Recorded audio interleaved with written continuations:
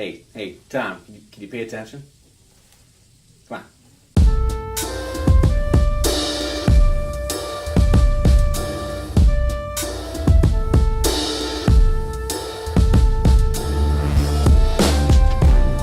Hey, Sweethearts and Heroes family, Tom Murphy here, not paying attention. In the lab, in his lab, Mr. Scott Wilson, Batavia, New York.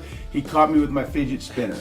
So I go into schools all the time, Scott, and I brought a fidget spinner with me over the last couple of months, and I love doing it when I start assemblies and I'm walking around, especially elementary level, and kids are always like, hey, he's got a fidget spinner, he's got a fidget spinner.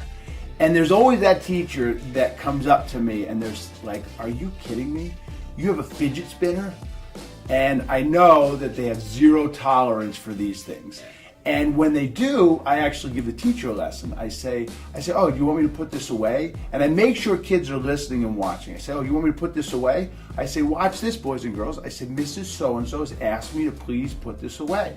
So then I take it and I put it in my pocket and I model that behavior. Because, at Sweethearts and Heroes, one of our biggest pillars is how we model behaviors to kids. I don't believe we should tell kids what to do. I think we should show kids what to do. So when I came into your school, I'm playing with my fidget spinner, and you actually blew my mind because you took me back to when I was a kid. Yeah. Because they always say that there's nothing new under the sun. That's right. Yeah. Why don't you give us the original spinner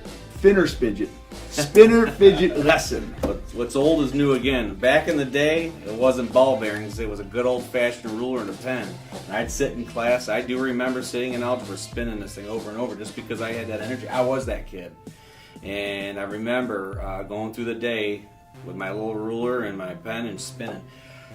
It was my energy. It was a way for me to get my energy out. And I remember getting yelled at all the time. Say, hey, Wilson, put that away. Can't you see I'm trying to teach here? That type of thing. And, actions speak louder than words. And eventually, if you can model, it's okay. You put the fidget spinner away, distractions are removed. The adult would not only tell me, but show me that. It's a good modeling. And I also remember being telling when it's appropriate there'll be times in class to appropriately pull it out, and it's okay to have a little bit of action going on, a little bit of pent-up energy to release it. So, the original fidget spinner, what's old is new again, and nowadays it's all ball bearings. But today, back in the day, it was just good old simple gravity, Sure. Well, great lesson, Scott Wilson. I'll tell you, one of our biggest pillars at Sweethearts and Heroes is, connection over content. And I think when we talk about the immature brain and we jump a kid immediately when he or she's got something like this, it's not a great way to connect with a kid. Right. And I know they're kids, but they certainly we have to have a connection when we talk about teachers and students before we even get to that content. Right. So thanks for a great lesson in the lab, in your lab in Batavia, New York.